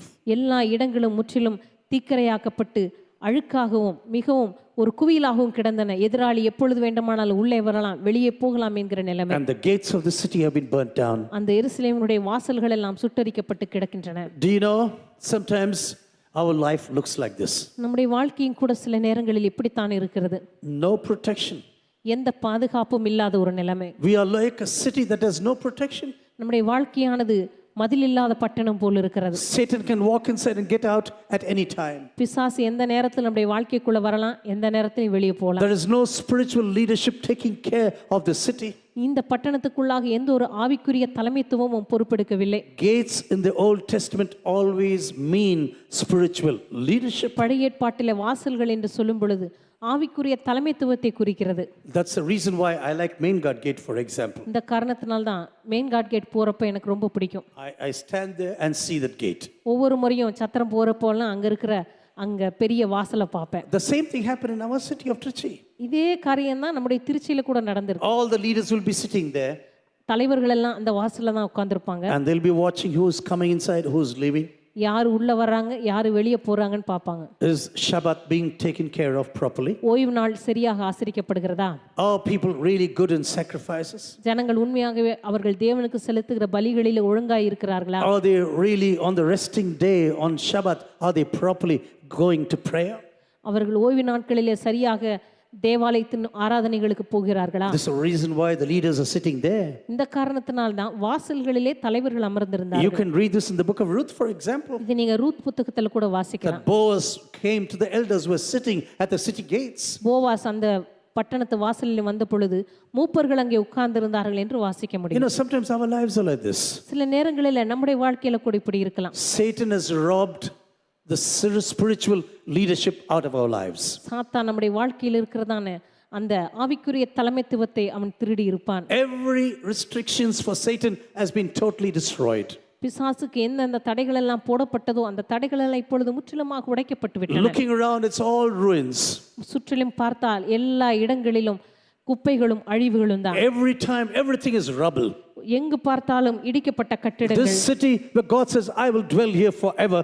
இந்த பட்டணத்தை பார்த்து ஆண்டவர் சொன்னார், இந்த இடத்திலே நான் நிரந்தரமாக வாசம் This பண்ணுவேன். city have I chosen for myself. இந்த பட்டணத்தை நான் வாசம் பண்ணும்படியாக தெரிந்து And கொண்டேன். here will I dwell forever. இந்த இடத்திலே நான் நிரந்தரமாக வாசம் பண்ணுவேன். This city where God chose for himself is now totally in rubble. தேவன் தமக்காக வாசம் பண்ணும்படி தெரிந்து கொள்ளப்பட்ட பட்டணமானது இப்பொழுது முற்றிலும் இடிபட்டு கிடக்கிறது. Dear brothers and sisters, when I speak about the city of God, எனக்கு அருமையான தேவ ஜனங்களே, தேவனுடைய பட்டணத்தை பற்றி நான் I பேசும்போது can really burst out into tears, I tell you. உண்மையாகவே என்னுடைய இருதயத்திலிருந்து கண்ணீர் வெடித்து When கிளம்புகிறது. you see the church of Jesus today in the dire state, இன்றைக்கு இயேசுவின் சபையானது அது காணப்படுகிறதான வறட்சியான நிலைமையை when பார்க்கும்போது God says, I have chosen Zion as a resting place for myself. தேவன் சொன்னார், நான் இந்த பட்டணத்திலே என்னென்றைக்குமாக வாசம் பண்ணும்படியாக இதை நான் தெரிந்து This கொண்டேன். city was pivotal for everything in the plan of God. இந்த பட்டணமானது தேவனுடைய திட்டங்களிலே மிக முக்கியமான பங்காய் It இருக்கிறது. was a place of crucifixion. It was a place of real God coming, where God really was risen from the dead. இந்த இடத்துல தான் இயேசு கிறிஸ்து சிலுவையில் அறையப்பட்டார். இந்த இடத்துல தான் அவர் உயிரோடு He எழுந்தார். said, I am going to come back to the city once again. அவர் சொல்லுகிறார், இந்த பட்டணத்துக்கு ஒரு நாள் நான் திரும்பி வர I'm போகிறேன். going to place my feet on Mount Zion one day. நான் சியோன் பர்வதத்தின் மீது ஒரு நாள் என்னுடைய பாதங்களை பதிப்பேன். Sometimes when you see the lives, our own lives, சில நேரங்களில் நம்முடைய சொந்த வாழ்க்கைகளை நம்ம பார்க்கும்போது, when you look into the rubbles of our life, நம்முடைய வாழ்க்கையில் எடுக்கப்பட்டு கிடக்கிறதான நிலைமைகளை பார்க்கும்போது, which is totally devoid of any spiritual leadership. நம்முடைய வாழ்க்கையில இருக்கிறதான எந்த ஆவிக்குரிய தலைமைத்துவம் இல்லாத ஒரு நிலைமை. When you look into the plight of the churches in our nation, இன்றைக்கு இயேசுவின் சபை இருக்கிறதான அவல நிலைமையை நம்ம yeah, பார்க்கும்போது, sometimes there are 20 people, 30 people, that's okay for me. சில நேரங்களில் சபையில் 20 பேர் 30 பேர் தான் உட்கார்ந்து இருக்கிறாங்க, இதுவே போதும் என்று சொல்லி கொண்டிருக்கிறோம். But God says, out of Zion, people will creep up to the mountain of Zion one day. ஆனால் கர்த்தர் சொல்லுகிறார், இந்த சியோன் பர்வதத்திலிருந்து ஜனங்கள் மேல் நோக்கி ஒரு நாள் கடந்து வருவார்கள். A day will come where my mountain will be raised above all the mountains of this world. ஒரு நாள் என்னுடைய பர்வதமானது இந்த உலகத்தில் இருக்கிற எல்லா பர்வதங்களை காட்டிலும் உயர்ந்திருக்கும். To Abraham he said, I am going to make you a blessing to the nations of this world. ஆபிரகாமை பார்த்து கர்த்தர் சொன்னார், இந்த உலகத்தின் தேசங்களுக்கு உன்னை நான் I ஆசீர்வாதமாக know மாற்றுவேன். that you have only one son. உனக்கு ஒரே ஒரு குமாரன் தான் இருக்கிறான் என்று நான் அறிவேன். But I want to promise you today, ஆனால் இன்றைக்கு உனக்கு நான் வாக்கு I will பண்ணுகிறேன், make you a blessing to the nations of the world. நான் இந்த உலகத்தின் தேசங்களுக்கு உன்னை ஆசீர்வாதமாக You மாற்றுவேன். know, the promise of God was always fixed on Jerusalem. தேவனுடைய வாக்குத்தத்தங்களானது எப்பொழுதும் எருசலேமை பற்றியே சொல்லப்பட்டிருக்கின்றன. God has brought us together in the church of Jesus. தேவன் நம்ம எல்லாரையும் தேவனுடைய சபை என்கிறதான எருசலேமுக்கு கொண்டு வந்திருக்கிறார். When you look into the situation of the churches today in India, இன்றைக்கு இந்திய தேசத்தில் இருக்கிறதான இயேசுவின் சபையை நீங்க நோக்கி பார்க்கும்போது, can you and I really be quiet about everything? நீங்களும் நான் உண்மையாகவே நடக்கிற காரியங்களை பார்த்து கொண்டு அமைதியாக இருக்க Oh முடியுமா? yeah, the city is destroyed. ஓ, இன்றைக்கு இயேசுவின் சபை எவ்வளவாக The அழிக்கப்பட்டிருக்கிறது, church is not doing well. இன்றைக்கு சபை அவ்வளவு நன்றாக இல்லை, But someone else must take care of this. எப்படியோ யாரோ ஒருவர் எதையாவது செய்யட்டும் என்று சொல்லிக் கொண்டிருக்கிறோம். We don't say, Lord, send me, here am I, send me now. ஆண்டவரே இதோ அடியே நான் இருக்கிறேன் என்று சொல்வதற்கு We பதிலாக usually say, Lord, here am I, send someone else. சாதாரணமாக நாம் சொல்லுகிறோம், இதோ அடியேன் இருக்கிறேன், யாரோ ஒருவரை அனுப்பும். It's not the other person that is meant, you are being meant this evening. இந்த மாலை வேளையில் இன்னொருவர் அல்ல, உங்களை பார்த்து தான் ஆண்டவர் சொல்லுகிறார், நீங்கள் தான் போக வேண்டும். God began to speak to the people of Israel. தேவன் இஸ்ரவேல் ஜனங்களை பார்த்து பேச ஆரம்பித்தார். Suddenly one friend of Nehemiah comes to this Shushan, a palace of the winter palace of the king right now. திடீரென்று அந்த குளிர்காலத்தில் கட்டப்பட்டிருக்கிற அந்த அரண்மனையான அந்த சூசான் அரண்மனைக்கு நெகேமியாவுடைய சிநேகிதன் ஒருவன் வருகிறான். I don't have much time this evening. இப்பொழுது இந்த மாலை வேளை எனக்கு அதிக நேரம் இல்லை. You know, Nehemiah was a person, a cupbearer in this palace. நெகேமியா அந்த அரண்மனையிலே பானபாத்திரக்காரனாக வேலை செய்து கொண்டிருக்கிறார். It's a very responsible job.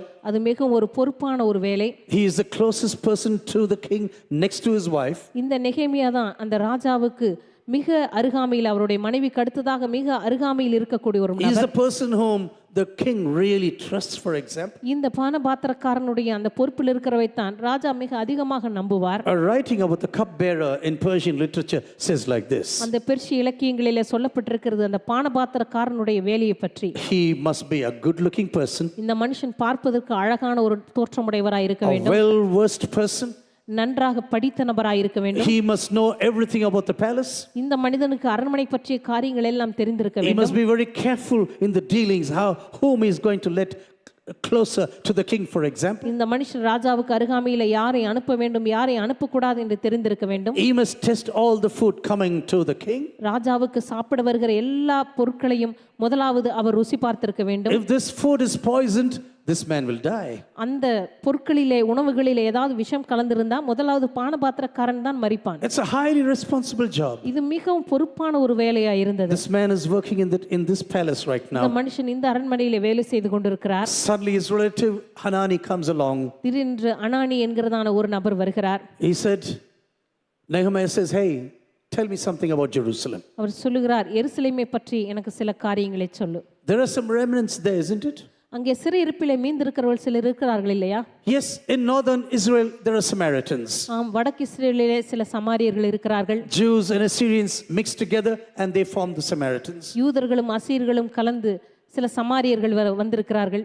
Jerusalem is in a dire state, எருசலேம் முற்றிலும் அழிக்கப்பட்டு கிடக்கிறது. full of rubble, without any spiritual leadership. எந்த ஒரு ஆவிக்குரிய தலைமைத்துவம் இல்லாமல் எருசலேம் முற்றிலும் இடிபாடுகளுக்குள்ளே கிடக்கிறது. When you go to the first chapter of the book of Nehemiah, நெகேமியாவின் புத்தகத்தினுடைய முதல் அதிகாரத்துக்கு நீங்க போகும்போது this man listens to this verse, இந்த these மனுஷன் words. இந்த வார்த்தைகளை கேட்டபோது It's too much for him.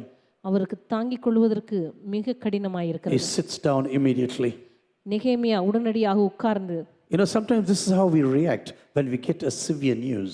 சில நேரங்களில் மிக மோசமான செய்தியை கேட்கும்போது நாமும் கூட இப்படித்தானே நடக்கிறோம். We will just go and sit down.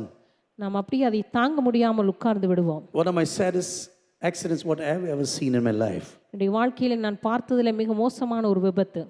When I was traveling to Chennai some years ago, maybe 30 years ago, 35 years ago, நான் நினைக்கிறேன் ஒரு 30-35 வருடங்களுக்கு முன்பதாக ஒரு முறை நான் சென்னைக்கு போய் கொண்டிருந்த 4 or 5 cars were before me. எனக்கு முன்னாடி ஒரு 4-5 கார் போய் கொண்டிருந்தது. Suddenly one little boy ran and he was hit by one car.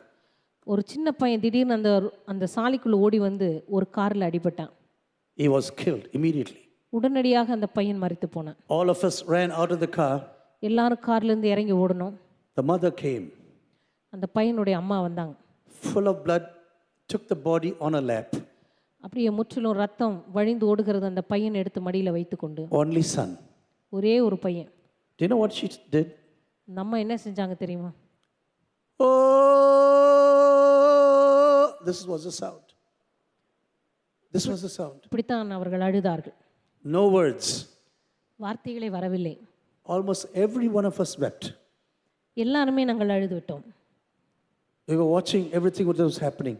அங்கே நடந்த எல்லாவற்றையும் நாங்கள் பார்த்து கொண்டிருந்தோம். And she said, you know, this was my only son. சொன்னாங்க, இதுதான் எனக்கு இருக்கிற ஒரே ஒரு பையன். The father is dead. தகப்பனாரும் மரித்து விட்டார். In future I'm going to be alone. எதிர்காலத்தில் நான் மட்டும்தான் தனியாக இருக்க போகிறேன். It was such a shocking news for this person. அந்த மனுஷனுக்கு இப்படி போன்றதான ஒரு அதிர்ச்சியான ஒரு செய்தியாகத்தான் இருந்திருக்க வேண்டும். He just sat down. அவர் உட்கார்ந்தார். He began to weep in the presence of God. ஆண்டவருடைய சமூகத்திலே அழ ஆரம்பித்தார். And he started a prayer that lasted 4 months. 4 மாதங்களாக தொடர்ந்து அவர் ஜெபிக்க ஆரம்பித்தார். You know, when something catches you, சில நேரங்களில் சில குறிப்பிட்ட காரியங்கள் உங்களை அப்படி பற்றி பிடிக்கும்போது, when you think about the people around you, உங்களை சுற்றிலும் இருக்கிறதான ஜனங்களுடைய நிலைமையை பற்றி நீங்கள் சிந்திக்கும்போது, maybe your parents, your family members, your relatives, ஒருவேளை உங்களுடைய சொந்தக்காரர்களோ உங்களுடைய நண்பர்களோ அல்லது உங்களுடைய உறவினர்களோ யாரா இருந்தாலும் சரி, maybe a neighbor whom you really love so much. ஒருவேளை நீங்க அதிகமா நேசிக்கிற உங்களுடைய பக்கத்து வீட்டுக்காரர்களாக கூட இருக்கலாம். But the lives are broken down. ஆனா அவருடைய வாழ்க்கைகள் இடிக்கப்பட்டு கிடக்கும்போது Satan is just ravishing the lives. பிசாசானுடைய வாழ்க்கையை அப்படியே அழித்து கொண்டிருக்கிறான். There's no leadership, godly leadership in this family. அவருடைய வாழ்க்கையில் எந்த விதமான ஆவிக்குரிய தலைமைத்துவம் கிடையாது. When you are gripped with real sadness about this situation, அந்த குறிப்பிட்ட சூழ்நிலை பற்றிதான பயங்கரமான அந்த கவலையும் வருத்தமும் உங்களை பற்றி பிடிக்கும்போது, you and I who came out of darkness into the glorious light of Jesus, நீங்களும் நானும் இந்த உலகத்தினுடைய அந்தகார இருளில் நின்று தேவனுடைய மகிமையான வெளிச்சத்துக்குள்ள வந்திருக்கிறோம். I tell you, we can never be quiet. நீங்களும் நானும் அமைதியா இருக்க முடியாது என்று நான் சொல்லுகிறேன். If we are quiet, this matter has never gripped you. நாம் அமைதியா இருப்போம் என்று சொன்னால் அந்த பிரச்சனை நம்முடைய வாழ்க்கையை தொடவில்லை என்றுதான் அர்த்தம். We will just shake our shoulders and move on. நாம் அப்படியே தோளை குலுக்கி விட்டு அசைத்து விட்டு போய்விடுவோம். Yeah, it's a terrible thing that has happened. பார்க்கிறதுக்கு ரொம்ப மோசமான காரியமா தான் இருக்குது. What can I do right now? நம்ம என்ன செய்ய முடியும் இதை பத்தி?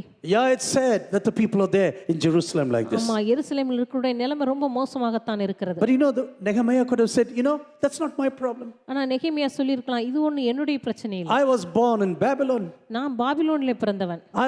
I do not know how Jerusalem looks like. எருசலேம் இப்பொழுது எப்படி இருக்கிறது என்பதை பற்றி எனக்கு என்ன கவலை? My forefathers did the sins in the presence of God. ஆண்டவருடைய பிரசன்னத்தில் என்னுடைய முன்னோர்கள் செய்த பாவம் இது. They went into idolatry. அவர்கள் விக்கிரக ஆராதனை What செய்தார்கள். can I do for the sins of my forefathers? என்னுடைய முன்னோர்களுடைய பாவத்திற்காக நான் என்ன செய்ய You முடியும்? know, this man was so gripped, he started to pray like this. இந்த மனுஷன் அந்த அளவுக்கு இந்த வருத்தத்தின் பிடிக்கப்பட்டபடினால I and my forefathers sinned against you. இந்த மனுஷன் ஜெபிக்க ஆரம்பித்தான், நானும் என்னுடைய முற்பிதாக்களும் பாவம் செய்தோம்.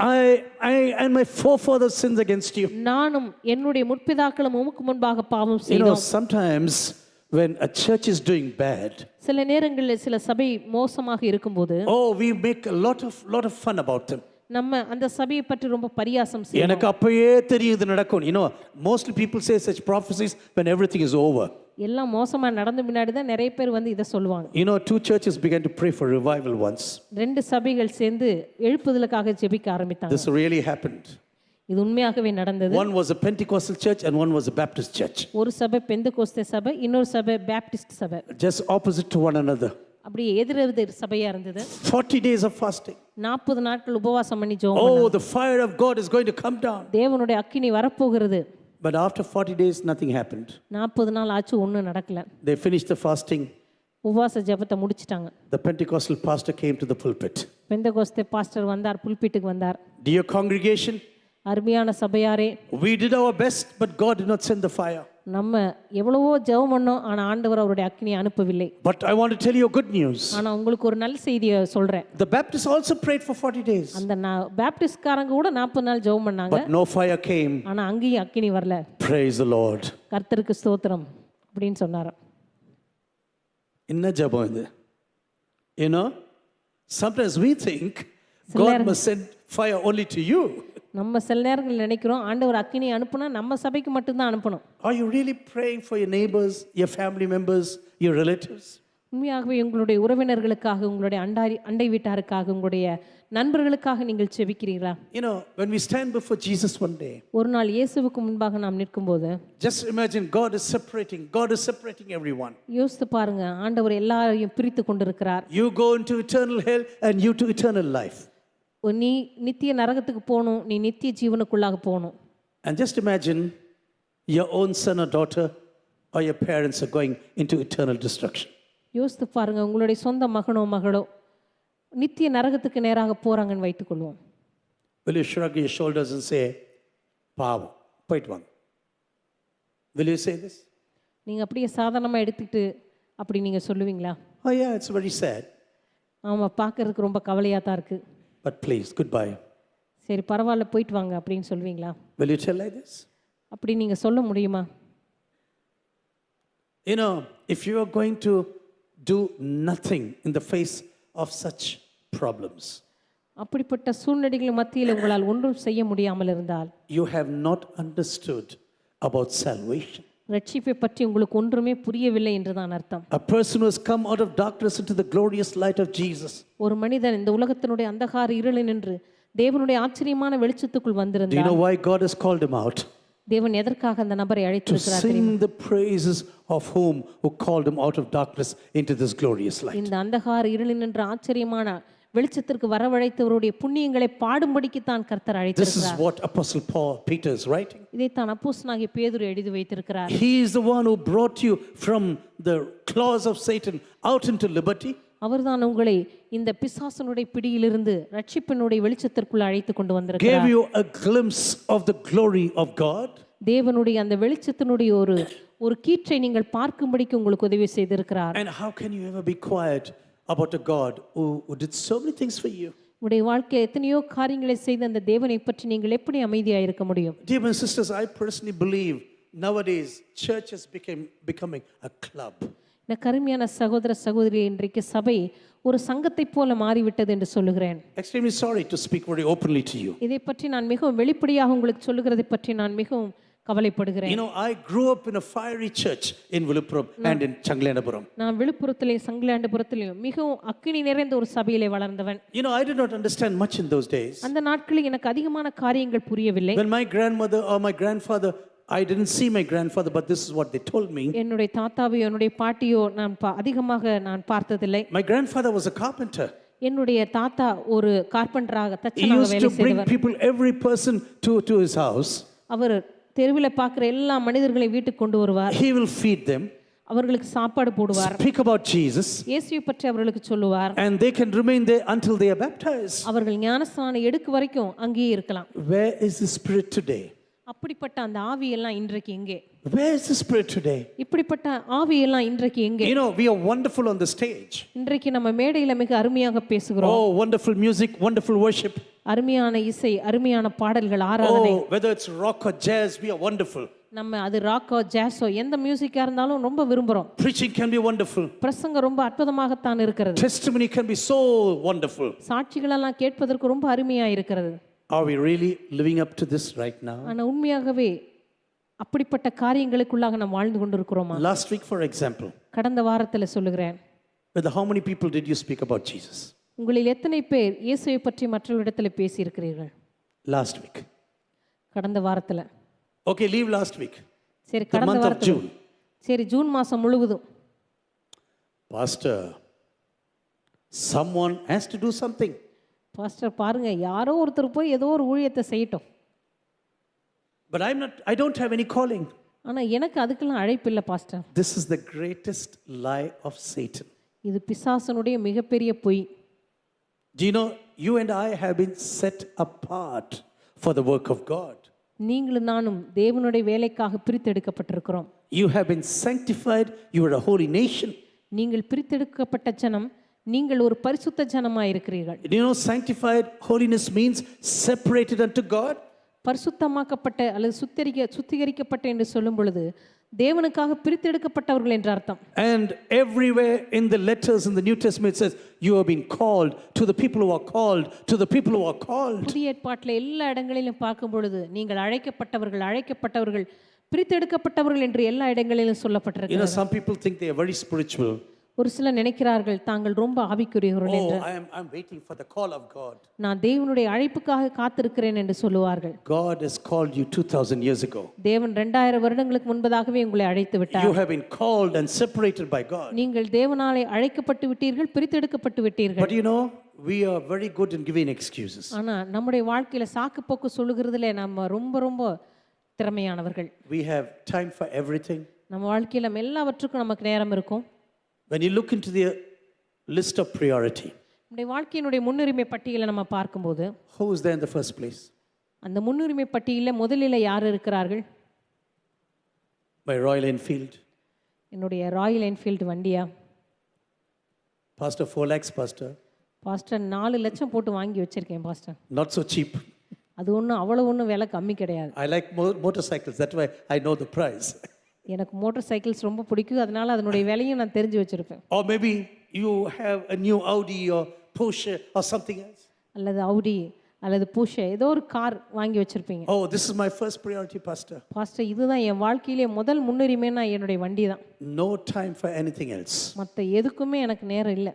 My business, என்னுடைய வியாபாரம், my family, என்னுடைய குடும்பம், my friends, என்னுடைய நண்பர்கள், my future. என்னுடைய எதிர்காலம். This is what the first in the priority. இதுதான் என்னுடைய முன்னுரிமை பட்டியலில் முதல்ல வருகிறது. Where does Jesus come? இயேசு கிறிஸ்து எப்பொழுது வருவார்? I think on the 13th spot. நான் நினைக்கிறேன் 13வது இடத்துல. Yeah, 13th spot. 13வது இடத்துல, என் முன்னுரிமை பட்டியலில் 13வது இடத்துல வரார். But sometimes next month he'll go to 17th. நான் நினைக்கிறேன் ஒருவேளை அடுத்த வாரத்தில் இயேசு கிறிஸ்து 17வது இடத்துக்கு கூட போயிடுவார். Because something new will come. ஏன்னா அடுத்த மாதம் புதுசாக இன்னும் நடுவில் ஏதாவது வந்துடும். You know, sometimes we sing some wonderful songs, isn't it? சில நேரத்தில் நம்ம எவ்வளோ அற்புதமான பாடல்களை நம்ம பாடுறோம். உம்மையன்றி யாருமே இல்லை.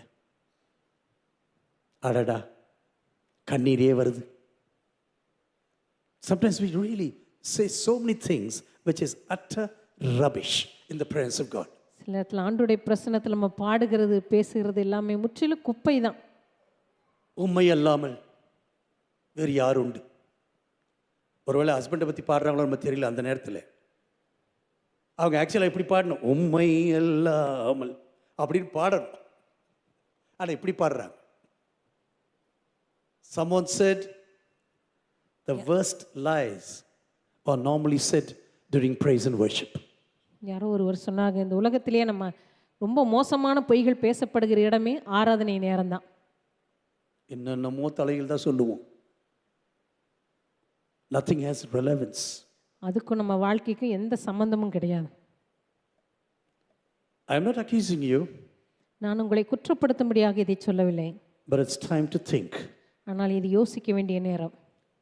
I pray that the grip, that the passion of Nehemiah gets hold of you.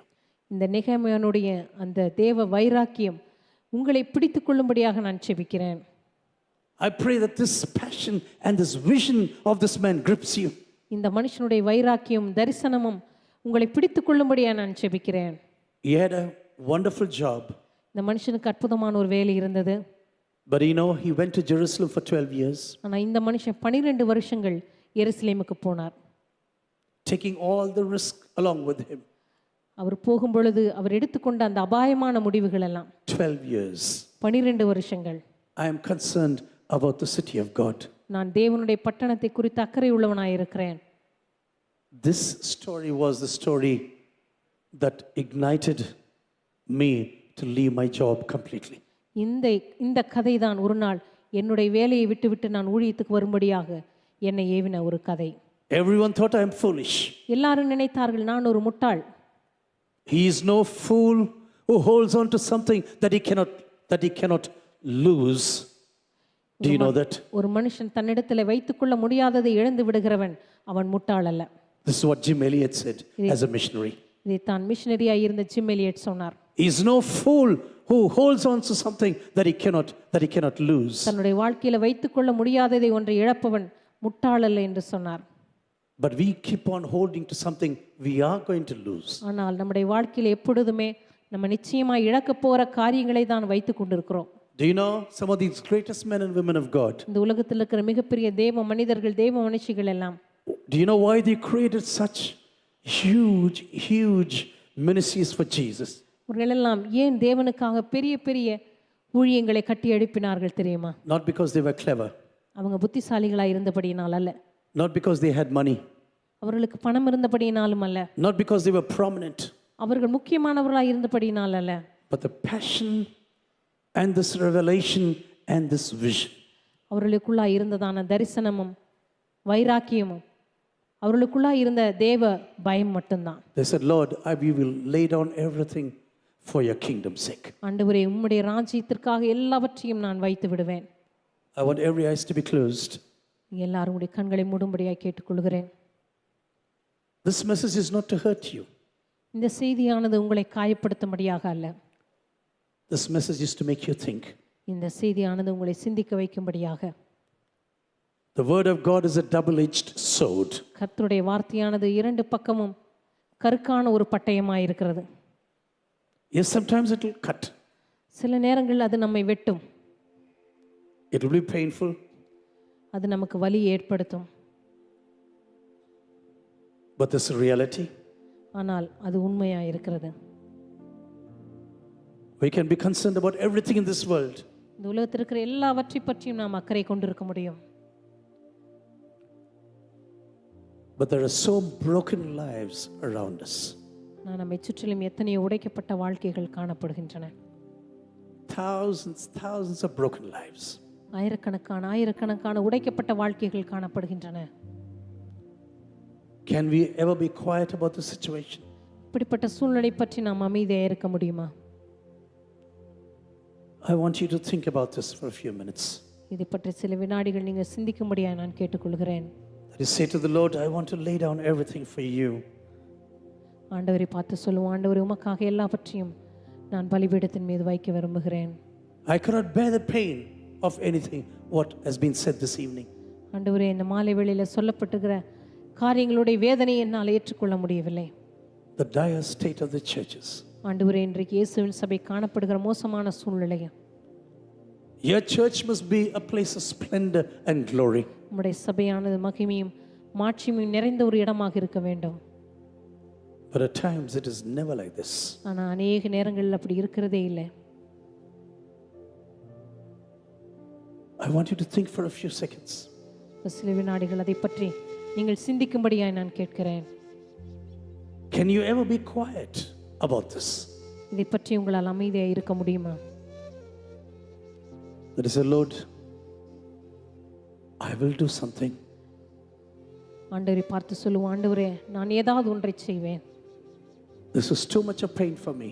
ஆண்டவரே, இது எனக்கு தாங்க முடியாத அளவுக்கு வலியாக இருக்கிறது. I cannot bear this pain. ஆண்டவரே, இந்த வலியை என்னால் சகித்துக் கொள்ளவே முடியவில்லை.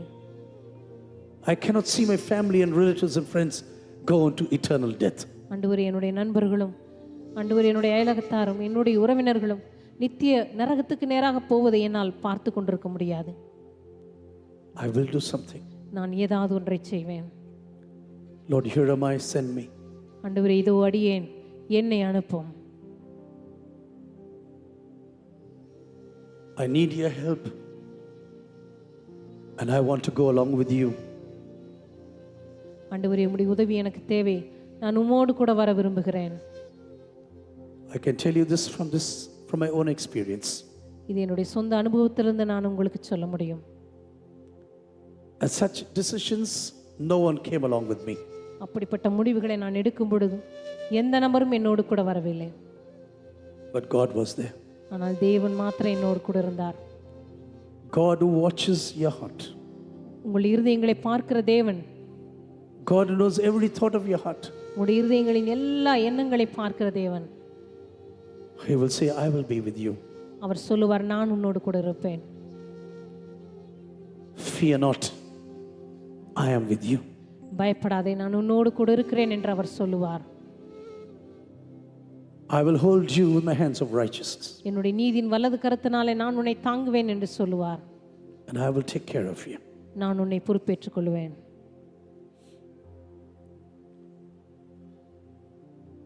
I know in such meetings you cannot say, oh, I'm going to take a decision now. இப்படிப்பட்ட கூட்டங்களிலே நீங்க உடனடியாக சொல்லிவிட முடியாது, ஓ நானும் ஒரு தீர்மானத்தை எடுக்க போகிறேன் என்று. I want you to ponder about this. இதை பற்றி நீங்கள் சிந்திக்க நான் விரும்புகிறேன். If it is the will of God, I will speak about this even in the coming week. கர்த்தருக்கு சித்தமான இதை பற்றி இன்னும் வருகிற வாரங்களில் நான் பேசுவேன். This is something that really shakes me. உண்மையாகவே இது என்னை மிகவும் அசைக்கிற ஒரு காரியம். I just cannot sit around and do as if everything is okay in my life. எல்லாம் என் வாழ்க்கையில எல்லாம் சிறப்பாய் போய் கொண்டிருக்கிறது என்பதை போல நான் அப்படியே அமைதியாய் உட்கார்ந்து ஓய்வெடுத்திருக்க முடியாது. Oh, I cannot say, Lord, here am I, please send my sister. அல்லது ஆண்டவரே இதோ அடியேன் இருக்கிறேன், என் சகோதரி அனுப்பும் என்று சொல்ல முடியாது. I am the one whom God is calling. என்னை தான் தேவன் அழைக்கிறார், not someone else. யாரோ ஒருவரை அல்ல. You cannot answer for someone else. யாரோ ஒருவருடைய அழைப்புக்கு நீங்கள் பதில் சொல்ல முடியாது. They will have to decide for themselves. அவரவர்களுக்கு தாங்கள் தான் முடிவு செய்ய வேண்டும்.